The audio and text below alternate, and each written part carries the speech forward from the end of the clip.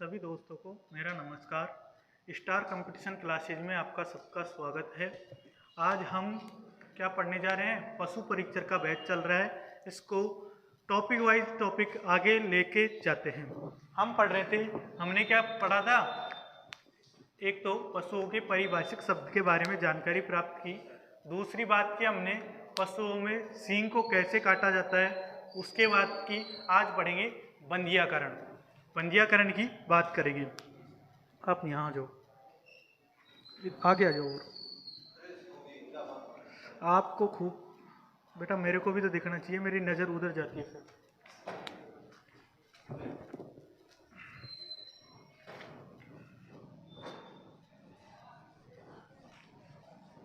क्या बात कर रहे थे अपन? बंधियाकरण की। तो आज हमारा टॉपिक है बंधियाकरण। बंधियाकरण की संपूर्ण जानकारी प्राप्त करेंगे। फिर उसके बाद में अपना क्या चलेगा?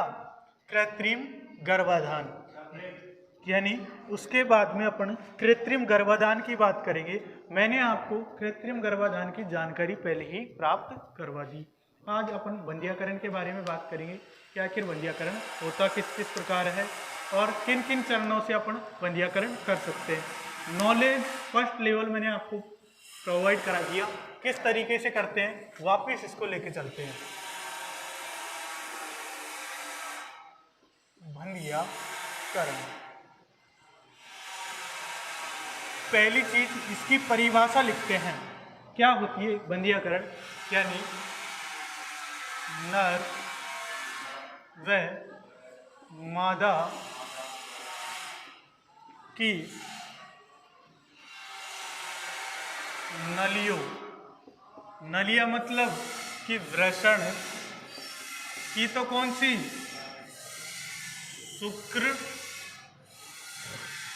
शुक्र नलिया। और बात करें किसकी? मादा की, कौन सी? अंड वाहिनियां।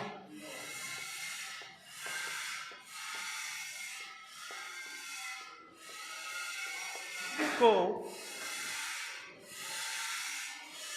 अनेक प्रकार से अवरुद्ध करके बंधियाकरण किया जाता है। लाइन समझ में आई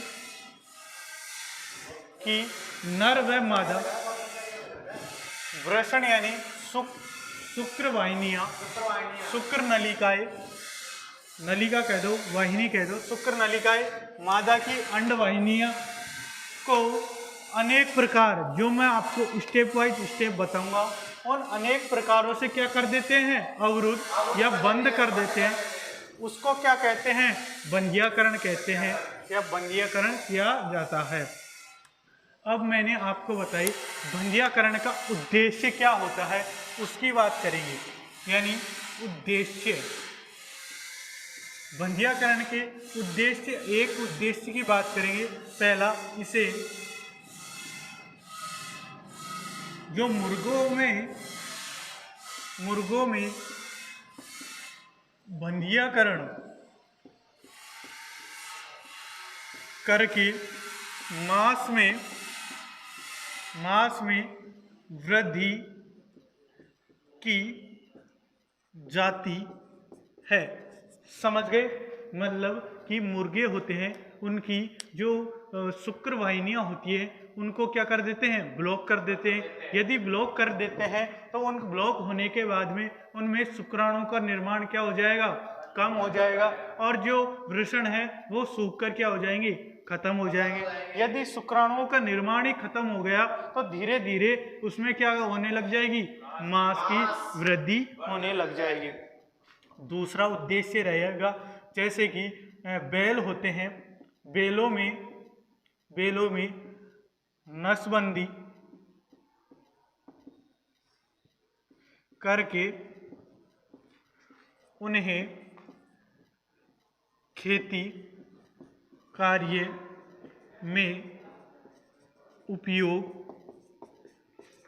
लिया जाता है। मतलब कि नसबंदी कर देंगे तो उसमें कार्य करने की शुक्राणु का निर्माण कम हो जाएगा। शुक्राणु का निर्माण कम हो गया तो उसमें कार्य करने की क्या हो जाएगी, क्षमता हो जाएगी, यानी वो अपने खेतों में कार्य करने की क्या हो जाएगी, क्षमता उत्पन्न हो जाएगी। तीसरी बात करें, जो नर में बंधीकरण करके क्या करते हैं, जो मादा पशु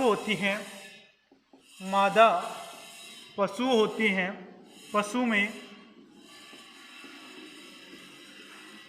मध्यकाल का पता लगाया जाता है।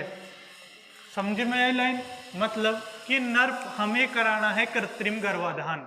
कृत्रिम गर्भाधान करवाना है तो पहले पता करना होगा कि जो मादा है वो क्या मध्यकाल में है नहीं है, क्या उससे में संभोग की क्रिया करने के लिए वह लालायित है या फिर वह संभोग की क्रिया करने के लिए क्या है, प्रसव में है।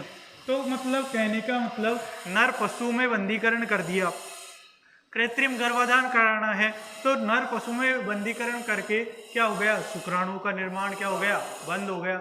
जब शुक्राणु का निर्माण बंद हो गया तो जनन क्षमता के लायक ही नहीं रहेगा। जब नर पशु को मादा पशु के साथ छोड़ा जाता है तो वो उसमें किसका पता लगा सकता है कि मादा किसमें है, मध्यकाल में है। तो मध्यकाल में हुआ, हमको पता लगा तो हम क्या करेंगे, उसमें कृत्रिम गर्भाधान करेंगे। मैंने कृत्रिम गर्भाधान की बात बताई, किस तरीके से करेंगे कृत्रिम गर्भाधान, जैसे कि डॉक्टर आएगा, डॉक्टर कृत्रिम शुक्राणु लाएगा, कृत्रिम शुक्राणुओं को एक गन के रूप में लगाएगा, गन में लगा के उस गन से किसमें, गर्भाशय में क्या कर देगा, उसका स्खलन कर देगा, गर्भाशय में छोड़ देगा। यदि नर पशु का बंदीकरण ही नहीं किया जाता तो नर पशु क्या करता, उसमें खुद का स्पर्म छोड़ता और वो उस तरीके से प्रेग्नेंट हो जाती। लेकिन मैंने बताया नर पशु होता है, इसमें मात्र 30 से 35% ही प्रेग्नेंट होने की संभावना होती है, जबकि कृत्रिम गर्भाधान में 70 से 75% क्या होती है, प्रेग्नेंट होने की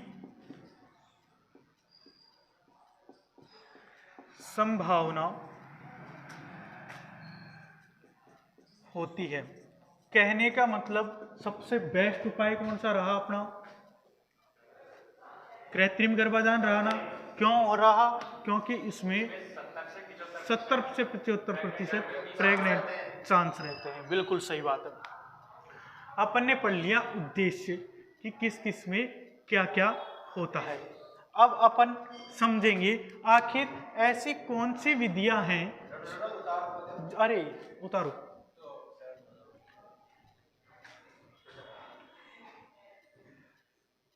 उतारना जरूरी है। प्लस में मेरी एक चीज समझ लेना, मैं जो लाइन यहाँ लिख रहा हूँ वो यहाँ होनी चाहिए, कॉपी में भलाई लिखो चाहे मत लिखो, दिमाग में होनी चाहिए, सर इस लाइन का ये मतलब है। इतना समझ में आ रहा है आपको? मैं फिर बोल रहा हूँ, बता देना यदि समझ में नहीं आए। यदि गलती से मैंने पूछ लिया और वो आंसर नहीं दे पाया तो उसकी खैर नहीं, ये ध्यान रखना। यानी उसका मैं फार्म ही नहीं भरने दूंगा पशु परीक्षक में।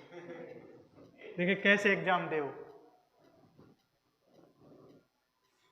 लिख लिया बेटा, ऑनलाइन अपनी रिकॉर्डेड क्लास चल रही है, इसमें आप लिखने में टाइम लगाओगे तो चलो, ये भी बात सही है, फिर आपको टाइम दिया जाएगा। बेटा नर में पद्याकरण करके मादा पशुओं का मध्यकाल का पता लगाया जा सकता है। समझ में आया कैसा लगाया जा सकता है? मतलब मान लो नर पशु है, आ गया, मैं दोबारा बता देता हूँ। मान लो नर पशु है, नर पशु या मादा पशुओं को जब नर के पास लेके जाते हैं नर पशु के, तो वो क्या करता है, उसको सूंघता है और उसमें जनन करने की क्षमता होती है, तो वो उसके लिए जनन के लिए अग्रसर होता है। यदि वो जनन कर देगा तो जो नर है उसके किस में चल जाएंगे, शुक्राणु मादा में चल जाएंगे। मैंने मादा की क्या बात की, देखो बेटा मादा की क्या बात की कि नर से किया हुआ प्रजनन यानी नर से किया हुआ जनन होता है, उसमें मात्र 30 से 35% की क्षमता रहती है। यदि अपन नर का बंदीकरण कर देंगे तो नर के शुक्राणु मादा में जाएंगे नहीं, लेकिन हमें क्या पता चल जाएगा कि मादा क्या है, मादा मध्यकाल में है, यानी संभोग की क्रिया हो सकती है। फिर अपन कौन सी विधि अपनाएंगे, कृत्रिम विधि। कृत्रिम विधि अपनाएंगे तो अपनी 70 से 75% चांस बढ़ जाएंगे कि ये क्या हो सकती है, प्रेग्नेंट हो सकती है। इसलिए मैंने इस लाइन का जिक्र किया। समझ में आ गया? चलिए बेटा आगे। अब सुनो, अब आपके दिमाग में मैंने कुछ विधियों को बैठाया था, आज उनका पहले स्टेप में मैंने आपको नाम समझा दिए, आज उनकी जिक्र करते हुए चलेंगे कि आखिर कौन कौन सी विधियों के द्वारा नर को क्या किया जा सकता है और मादा को कैसे बंदीकरण किया जा सकता है। तो देखो मैंने आपको कौन कौन सी विधि बताई, तो सुनो। बंदीकरण की विधि है एक तो खुली विधि, खुली विधि, और एक होती है बेटा सुनो एक बार, बंद विधि। मैंने क्या कहा, आपको ऊपर ऊपर से ज्ञान दिया है बेटा, आज अपन टॉपिक में घुस गए तो टॉपिक के अनुसार बात करेंगे। एक होती है बंद विधि, बंद विधि। अब खुली विधि होती है, ये तो मैंने बताया कि आपको एक ब्लेड ली, ब्लेड से वृषणों के चीरा लगा के अंड शुक्र वाहिनिकाओं को निकाल लिया तो अंडाशय सूख के क्या हो गए, मृत हो गए, जनन करने की क्षमता क्या होगी। ये तो खुली विधि हुई। बंद विधि की बात करें तो बंद विधि में दो विधि बताई, एक तो रबड़ के छल्ले लगाकर, और दूसरी विधि अपनी सबसे इंपॉर्टेंट है बर्डीजो विधि। नाम समझ में आया, बर्डीजो, मैंने जिक्र किया है आपको पहले बर्डीजो विधि का, तो अब सुनना। ये बर्डीजो विधि मैंने आपको समझा चुका, वैसे आप समझोगे दिमाग में बैठता जाएगा। खुली विधि, अब इसकी बात करेंगे, आपको इस तरीके से लिखना है, पहले लिख लो जल्दी। पहले खुली विधि, दूसरी बंद विधि। बंद विधि में भी कितने प्रकार की, दो प्रकार की, एक तो रबड़ के छल्ले लगाकर और एक बर्डीजो विधि। फटाफट नोट डाउन करो। खुली विधि की बात करें तो किस तरीके से खुली विधि का प्रयोग करते हैं, किस तरीके से बंद विधि का प्रयोग करते हैं। अब अपन एक एक चीज की पॉइंट टू पॉइंट बात करेंगे, फिर अपन बात करेंगे कि आखिर इसका लाभ क्या है और हानि क्या हो सकती है। ओके चले बेटा।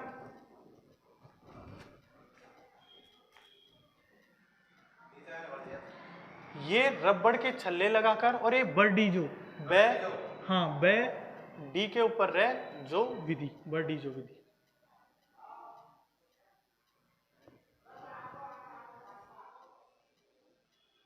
समझ लिख लिया।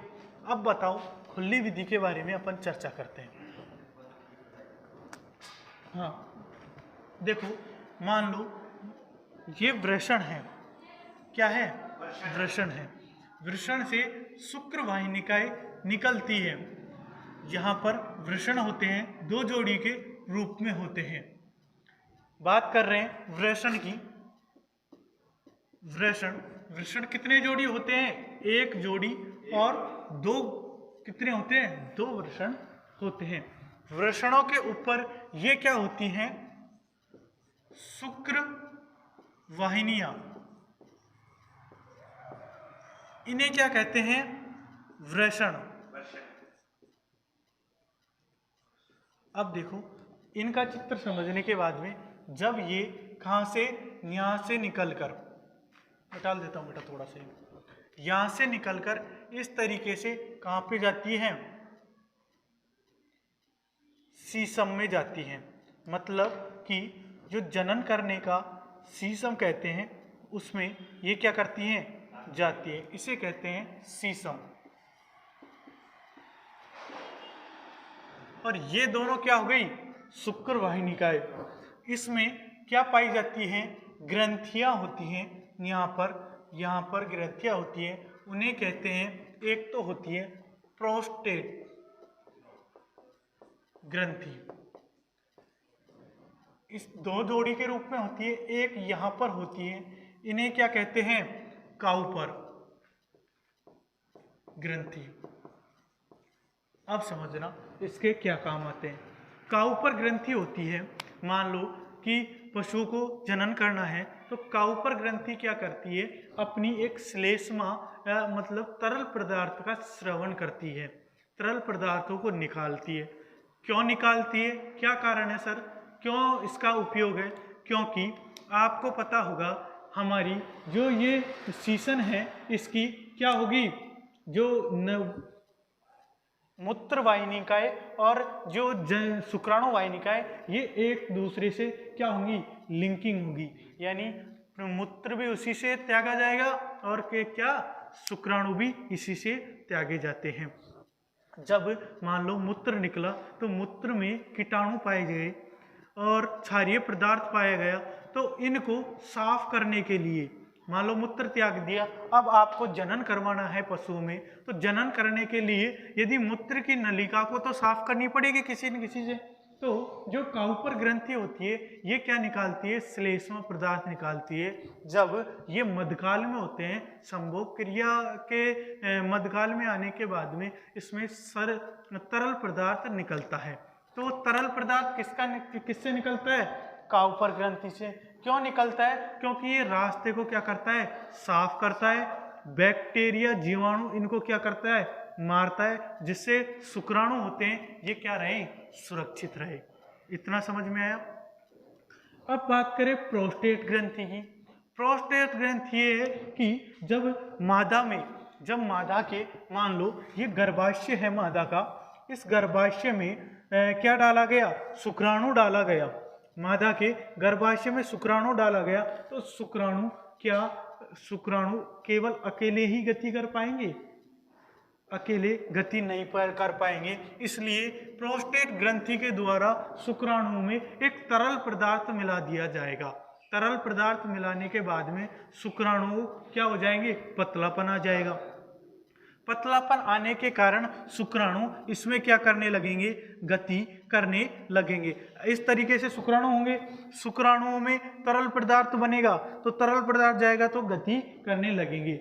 मेरा क्वेश्चन एक, काउपर ग्रंथि होती है ये क्या करती है, जो सीसन होता है तरल पदार्थ निकालती है, जिससे साफ करती है, बैक्टीरिया आदि को क्षारीय बनाने का काम करती है। क्षारीय का मतलब ये होता है बेटा कि क्षारीय मतलब इसमें क्या होता है, नमकीन जैसा स्वाद, यानी नमकीन जैसा स्वाद आता है, यानी क्षारीय प्रकृति है। यानी क्षारीय प्रकृति मतलब इसकी pH 7 से ऊपर होती है, जबकि 7 से नीचे हुई ना pH तो वो क्या होता है, अम्लीय, यानी खट्टेपन का स्वाद देता है, अम्ल यानी खट्टेपन का। जबकि मैंने क्या कहा, शुक्राणु किस तरीके का स्वाद देता है, किस प्रकृति का होता है, किसका होता है, क्षारीय प्रकृति का होता है। क्षारीय प्रकृति मतलब यह दोनों में काम करता है, मतलब प्रोस्टेट ग्रंथि दोनों में होती है, मादा के गर्भाशय में भी होती है, जब मादा की संभोग क्रिया या फिर मध्यकाल में आने के बाद में जो मादा की योनि होती है उसमें भी चिपचिपा लार जैसा पदार्थ निकलता है। मैंने बताया चिपचिपा लार जैसा पदार्थ निकलने के से हम क्या पता कर सकते हैं कि यह मध्यकाल में है। जब मैंने बताया कि आपको मान लो मैंने आपको 4 चीजें बताई, 4 या 5 पॉइंट बताए कि पशु का पता कैसे लगेगा कि यह मध्यकाल में है।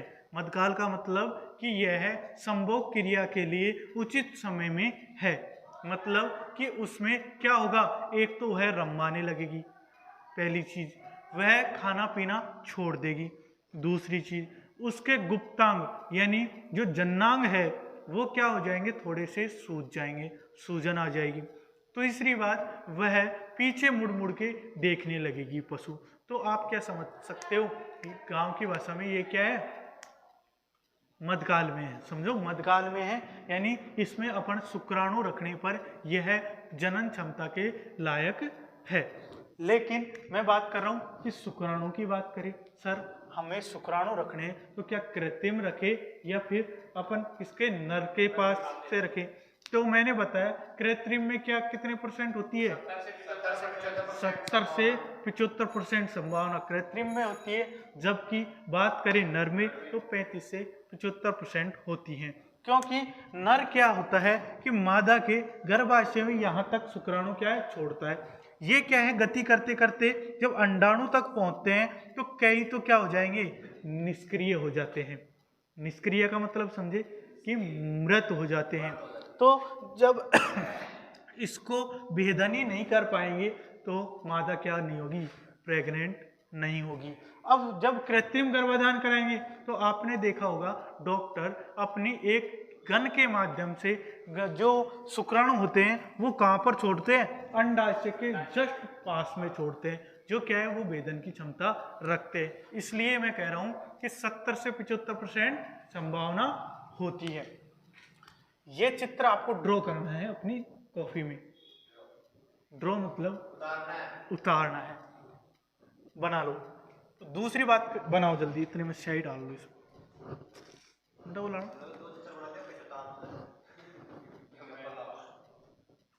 स्याही लाना बेटा, एक मिनट जल्दी बैठ।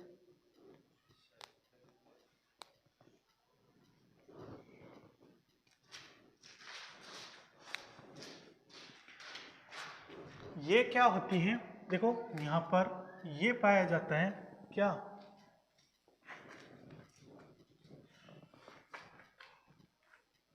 यहाँ पर दोनों ओर से क्या आती है, मूत्र नलिकाएं।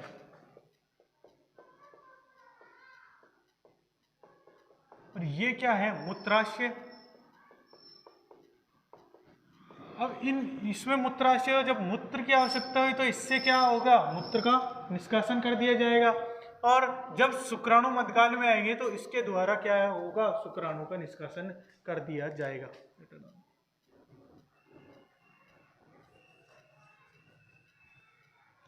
समझ में आया?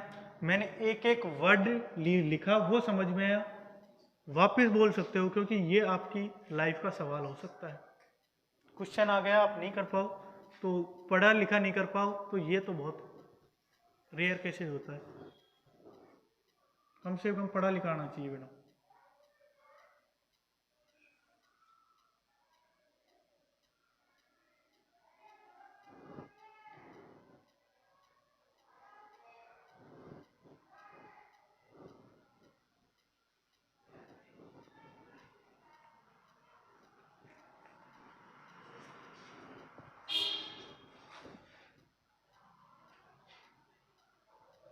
अब सुनो बेटा, अब हमको क्या करनी है, खुली विधि का प्रयोग करना है। किसका, खुली विधि का। तो ये शुक्राणु है, इन पे क्या करते हैं, पत्ती से चीरा लगा दिया जाता है। देखो बेटा सामने, पत्ती से चीरा लगाने के बाद में ये शुक्र नलिकाएं क्या हो गई, कट गई। कट गई तो इनमें क्या होगा, पोषण प्रदान नहीं होगा। पोषण प्रदान भी नहीं हो तो ये क्या हो गए, सूख के खत्म हो जाएंगे। तो अब ये डायग्राम मैं मिटा रहा हूँ, फिर मैं लिखता हूँ आपके ऊपर, तो आप इनको समझना खुली विधि किस तरीके से होती है। उतार लिया बेटा, अब समझो खुली विधि।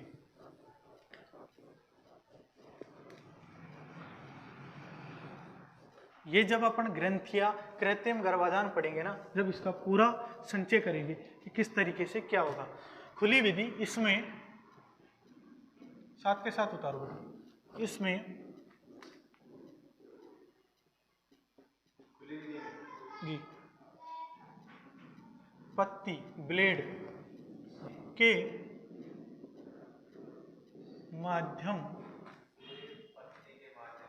माध्यम से वृषण में चीरा लगाकर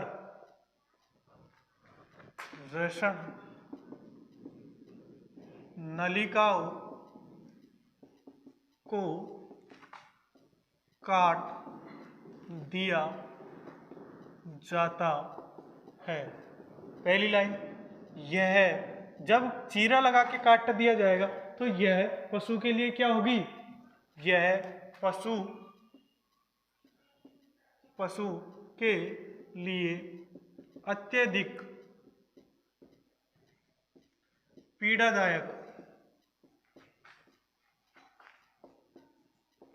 पीड़ादायक होती है।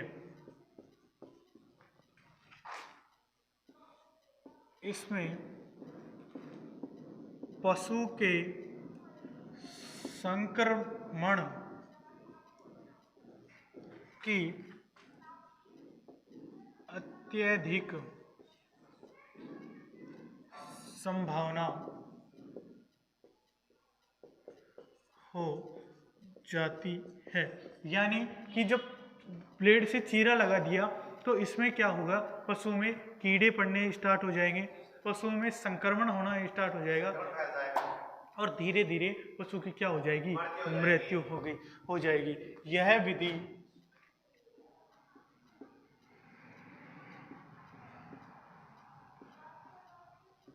अत्यधिक उपयोगी विधि नहीं मानी जाती।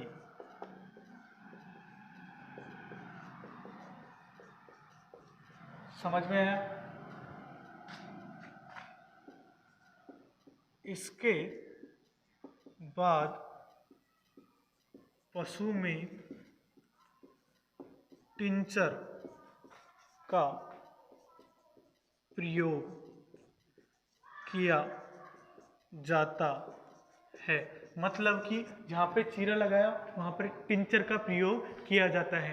कई जगह इसमें क्या होता है, जैसे कि घाव पड़ने लग गया, कीड़े पड़ने लगे, तो लोग बाग क्या कर देते हैं? फिनाइल डाल देते हैं। फिनाइल डाल के भी प्रयोग किया जाता है। यह अत्यधिक बहुत पीड़ादायक होता है, बहुत मतलब इसमें पशुओं को क्या करना पड़ता है? दुख का सामना करना पड़ता है। यह सबसे उपयोगी विधि नहीं है। जबकि हम बात करें दूसरी की, कौन सी? दूसरी विधि बंद विधि की बात करते हैं। बेटा लिख लिया? लिख लो ये। अच्छा लिख लो।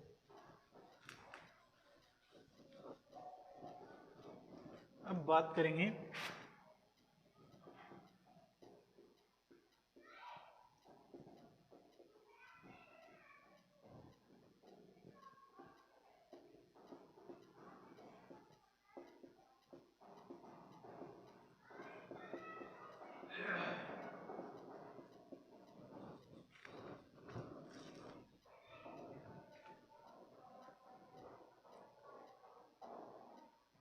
आपको मैं लाइन लिख रहा हूँ, वो तो समझ में आ रही है ना?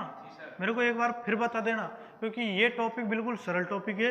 इसमें ही मात खा जाओगे तो फिर तो आगे पार नहीं पड़ने वाली तुम्हारी।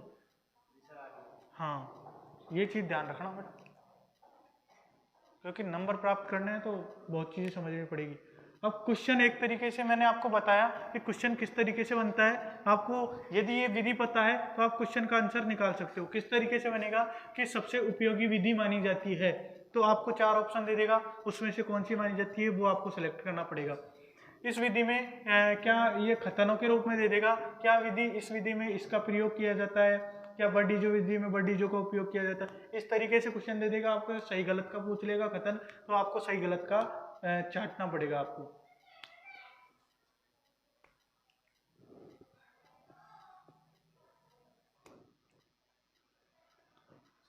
ओके,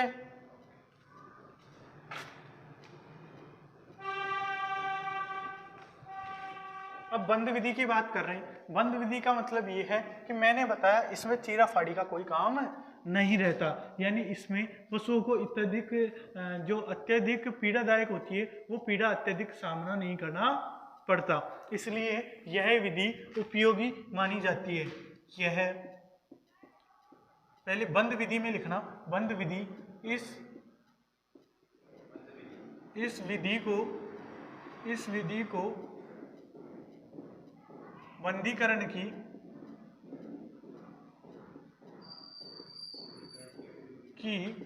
उपयोगी विधि विधि माना जाता है। इस विधि में बंधीकरण दो प्रकार से करते हैं। पहले बंधीकरण की बात करेंगे। पहली कौन सी? छल्ले लगाकर। दूसरी बर्डीजो विधि, छल्ले लगाकर। दूसरी है बर्डीजो विधि।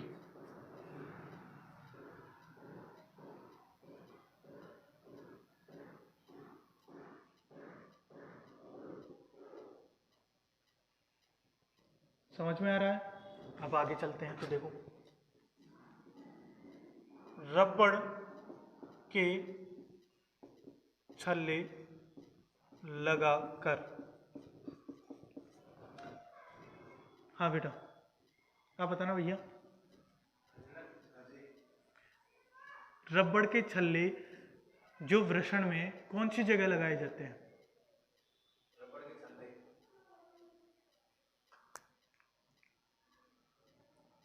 बेटा इतना समझाने के बाद में आपके तुरंत जवाब आना चाहिए। मैंने कह दिया था कि मैं समझाता फर्स्ट स्टेप में हूँ, वो फिर मैं बाद में निकलवाता भी हूँ साथ के साथ। वृषण नलिका या शुक्र वाहिनियों में ये चीजें, यहाँ बैठाओ पहले, फिर कॉपी में बैठाओ। रबड़ के छल्ले कहाँ पे? शुक्र वाहिनियों में। रबड़ के ऐसे छल्ले होते हैं गोल गोल। रबड़ के छल्ले शुक्र वाहिनी में बांध दिए जाते हैं, जिससे क्या होगा? शुक्र वाहिनियों से शुक्राणु निकलना बंद हो जाते हैं तथा पशु क्या हो जाएगा? तथा पशु जनन में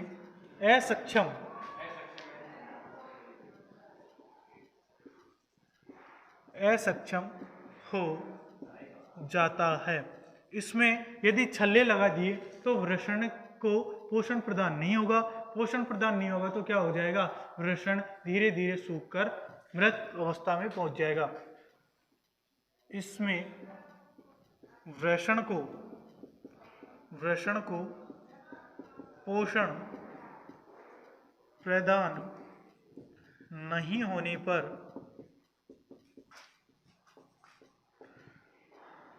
वृषण सूखकर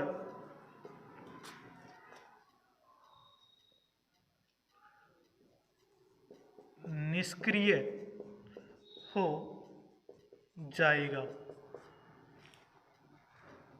अब मैं बात कर रहा था नर की, अब मैं कह दिया कि मादा में, तो बेटा मादा की बता कि मादा में अपन छल्ले विधि का प्रयोग करना चाहते हैं तो किसमें छल्ले लगाएंगे?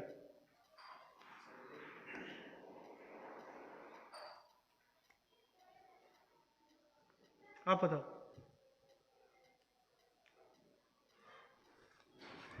बेटा फिर मैं एक ही स्टेप में चलूंगा ना,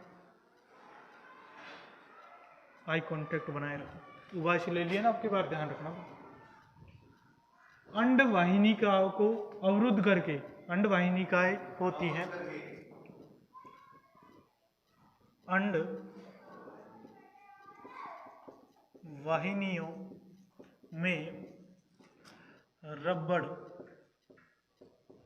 के छल्ले लगाकर मादा को बंधीकरण किया जाता है। समझ में आ गया? मादा में अंडवाहिनिकाएं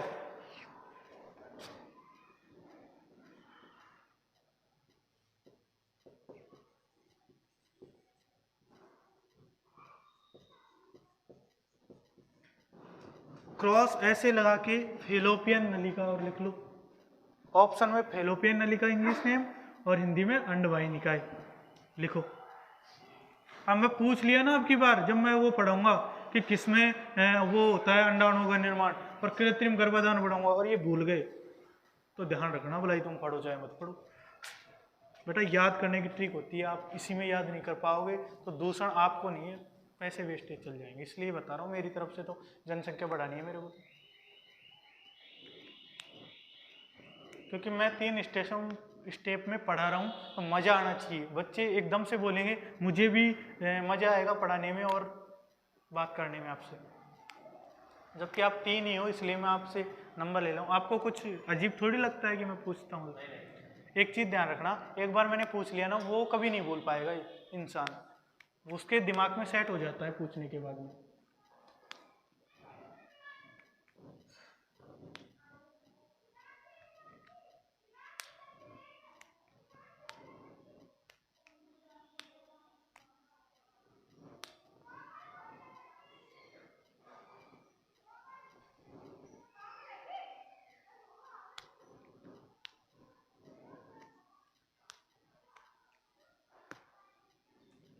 बस एक चीज़ का ध्यान रखना, लाइन समझ में आनी चाहिए। मैंने लाइन जो ड्रॉ कर दी ना इसमें, यदि वो लाइन भूल गया कोई और अर्थ समझ में नहीं आया तो मेरे से 2 बार 3 बार पूछ लेना, क्योंकि कॉपी में लिखने के बाद में आपके बस रटना ही रहेगा। इसलिए समझो फिर लिखो लाइन को, क्योंकि ये सब्जेक्ट ही नहीं समझ में आएगा तो फिर जीके तो क्या बाटा समझ में आएगी, उसको तो रटना ही पड़ेगा।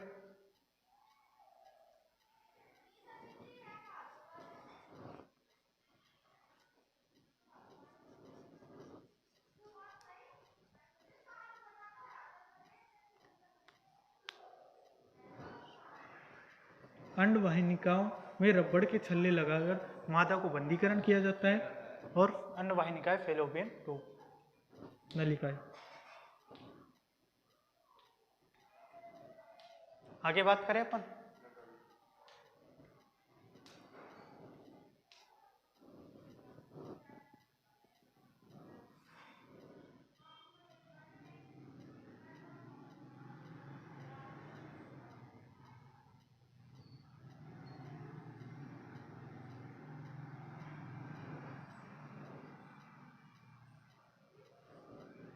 जल्दी उतारो बेटा।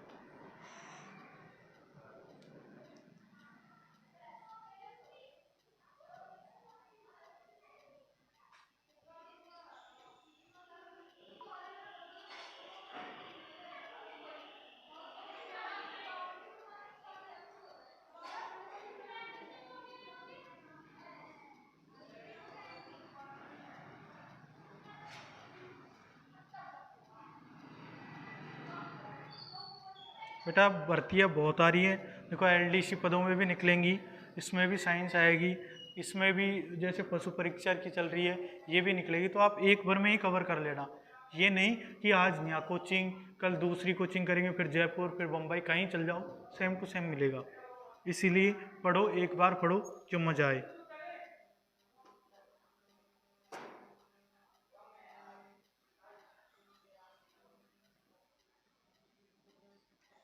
समझ में नहीं आता क्या आपको? कोई समझ में नहीं आ रहा क्या शब्द? आराम से लिखो, फटाफट लिखने की स्पीड जल्दी रखो समझने की पहले।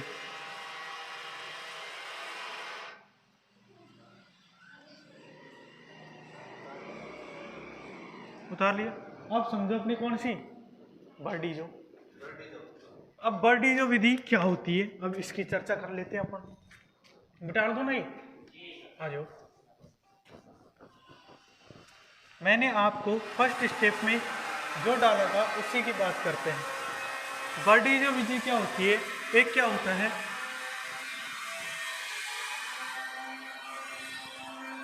बना लेना बेटा ये। प्लास देखा है, उस तरीके से संरचना होती है। उनमें प्लास के द्वारा किसको दबाते हैं, नर में, और अंड में, वो मादा में अंडवाहिनी को। तो इसी प्रकार बात करते हैं। पहले बर्डीजो नाम के ऊपर, बर्डीजो नामक वैज्ञानिक था ने इसकी खोज की थी। इसकी संरचना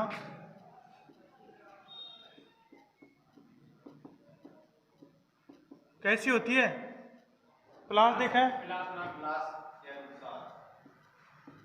प्लास जैसी होती है।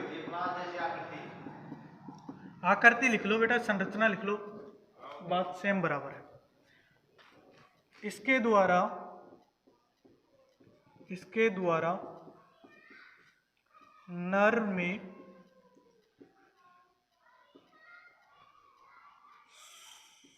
शुक्रवाहिनी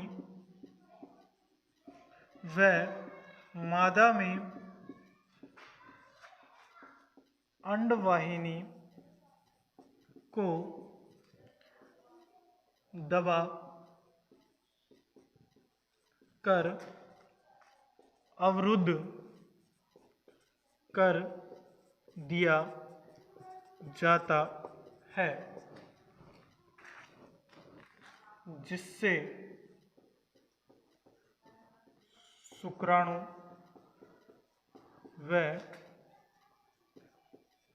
अंडाणु बाहर निष्कासित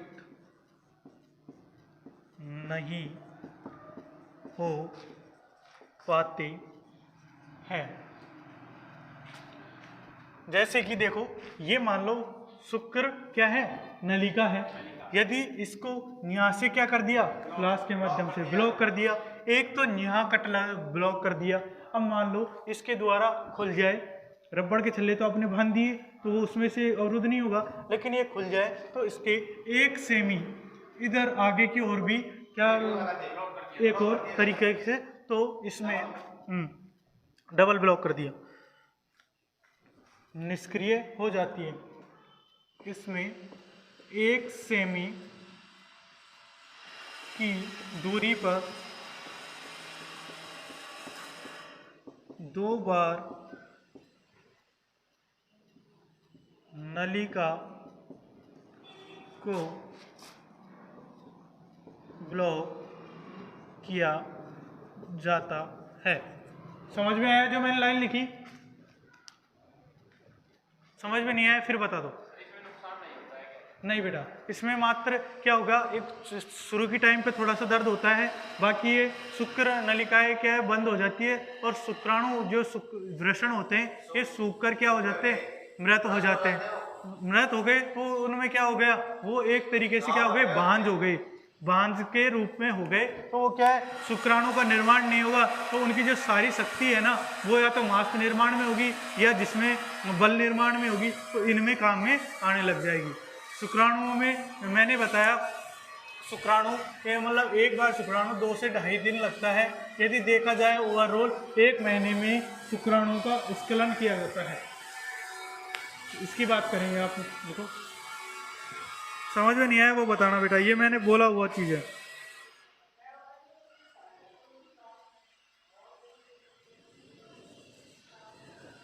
एक चीज मैं बताऊं, बंदीकरण में जो बात कर रहे थे अपन खुली विधि में, एक लाइन और लिख लेना, खुली विधि रक्त, इसमें क्या होता है, रक्त निकलता है, यानी रक्त का स्रावित होता है। जबकि जो ये सारी नली जो बंद विधि है, ये रक्त विहीन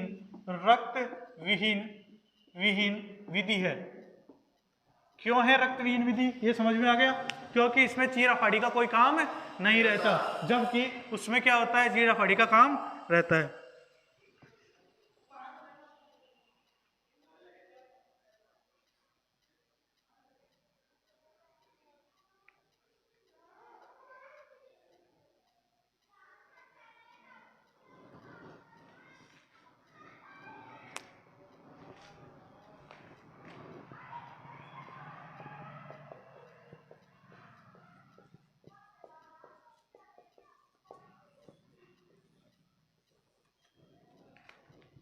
समझ में आ गया ये चीजें? इसमें 1 सेमी की दूरी पर 2 बार नलिकाओं को ब्लॉक किया जाता है। इससे ऊपर जिसमें शुक्राणु व अंडाणु बाहर निष्कासित नहीं हो सकते। यदि नलिकाएं अवरुद्ध हो गई, ब्लॉक हो गई, तो शुक्राणु बनने की कोशिश करेंगे। शुक्राणु बनने की कोशिश करेंगे तो वो नलिका में बहेंगे। जब नलिका अवरुद्ध हो रही है, बंद हो रही है, तो शुक्राणु क्या नहीं होंगे, बाहर निष्कासित नहीं होंगे। बाहर निष्कासित नहीं होंगे तो वही जम के क्या हो जाएंगे, निष्क्रिय होना प्रारंभ कर देंगे।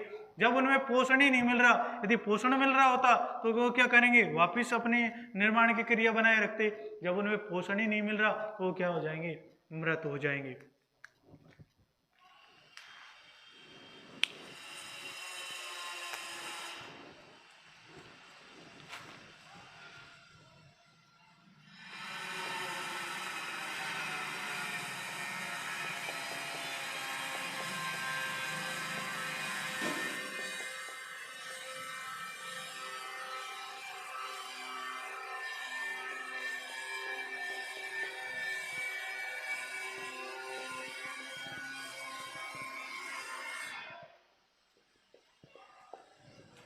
अब एक चीज समझना, जो बंधीकरण की विधि होती है, ये इसको 3 तरीके से जाना जाता है। जो भैंस होती है उसमें बुकलॉक कहते हैं, जो गाय होती है उसमें बुकलॉक कहते हैं, जो बकरी होती है इसमें विडर कहते हैं, जबकि भेड़ में विडर कहते हैं।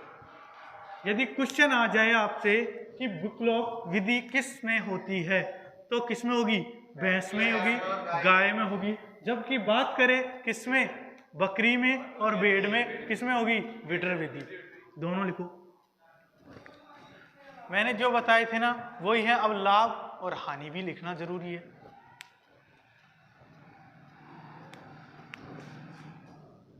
लाभ क्या होंगे,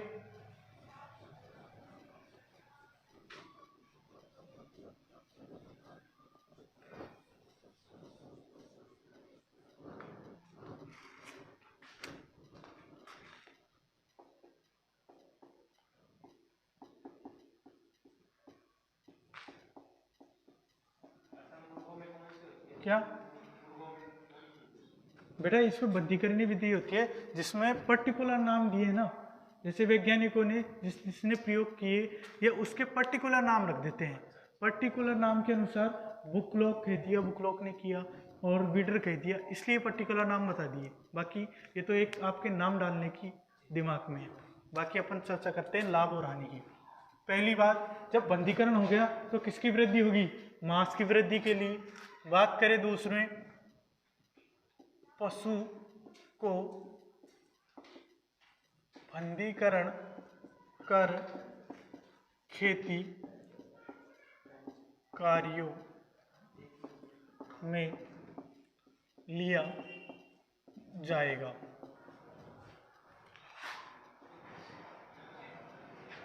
कृत्रिम गर्भाधान अत्यधिक होगा, जिससे प्रेगनेंसी की संभावना अत्यधिक रहेगी।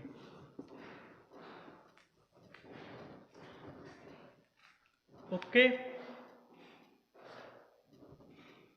ये उतार लेना आज के लिए। Thank you.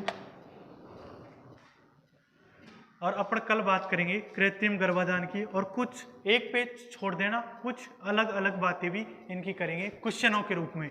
जो क्वेश्चन